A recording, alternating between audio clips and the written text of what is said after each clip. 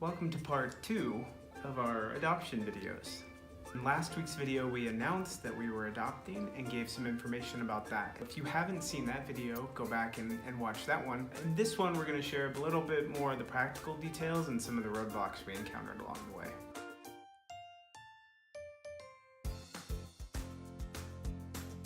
Hi, I'm Katie. I'm Jason. And welcome to our home. So the adoption process can generally be a long process depending on which route you choose. Domestic can take a while as well as international. Jason and I decided to choose an international adoption route, which generally takes somewhere between 2 to 5 years, depending on Lots of things. What happens in your life, the country's life. That would be your doorbell. Who is it? It's been a package. I didn't order a package. I just get really excited about it. Tell them. If you don't know, I am a travel writer and photographer. I have been writing for an Expat magazine in Istanbul, Turkey. This is the magazine. I did a piece on 3 Greek islands that you can visit off the coast of Turkey. Article in the book. So, several pages. Great job. Thanks.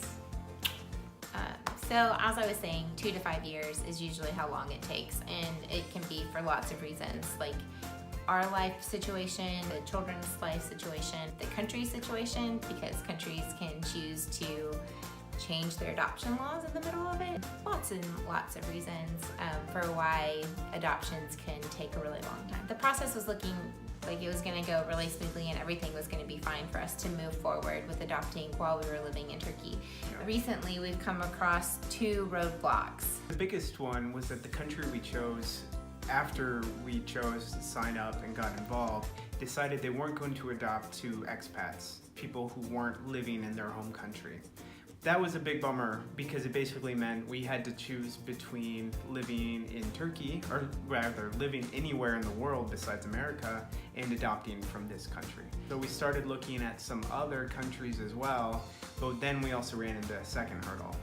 We are required to have 100% pre-existing coverage guaranteed by our insurance. Yeah, and I'll say, I mean, this is not a crazy requirement from the adoption agencies, because even if they didn't require it, it's probably something we'd consider. Basically what it means is any children we adopt, any medical issues they have would be fully covered by our insurance. The problem is though, the insurance we have doesn't. The insurance we have is an international, like expat insurance. It's not based in the States, and so therefore it doesn't have to follow any of the laws that were passed with the Affordable Care Act. One of the provisions of the Affordable Care Act was that all pre-existing conditions had to be covered. But our insurance doesn't apply to that, and so our insurance would have to medically underwrite any of the children, which would mean they could get denied if they had any health requirements. And so that's a big red flag as well, both for us because we'd want our children to get appropriate health care, right, but also from our agencies saying this is a required thing for you. So once we found out about the medical insurance kind of roadblock, we kind of hit a standstill altogether. Because we could no longer choose between switching to a different country while still living in Turkey. So we had to choose. Do we continue with the adoption or do we continue living in Turkey full time? We have decided that for the adoption, we will be moving back to the States. Luckily, our life situation is such that moving back to the States doesn't mean we still can't travel. Right. We just have to move like our home base back to America. During the adoption process, there'll be lots of times when we're waiting, and during those waiting times, we can take vacations back to Turkey, into Europe, kind of, anywhere else in the world that we want, but we have to move our home to America. Yeah, you're getting to hear this on the other side of this discussion, but it has not been a very easy few months with having to decide, how do we move forward? Can we do this? Can we do that? How can we make both things work? But we really feel like this season in our life geared towards pursuing this international adoption while we're based out of the States. The great thing about us doing it this way is that we will be able to have the insurance that we need, but also get to choose the original program that we wanted to move forward with in the international adoption process. It's funny telling people about this news. Our friends here are very sad.